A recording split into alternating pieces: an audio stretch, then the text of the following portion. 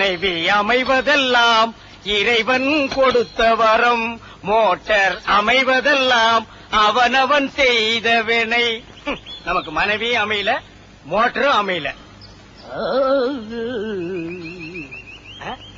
ஐயா கொடை புடிச்சிட்டு போற பெரியவர வணக்கம்ங்க. யாருப்பா இது? இவனையா கும்பிட்டோம். வீட்டுக்கு போறோம்னு 2 கையை அடுப்புல வச்சு கடிக்கிறணும். குளிக்கல என்னென்ன பண்றீங்க? இது குளியாடா, இது கிணறா.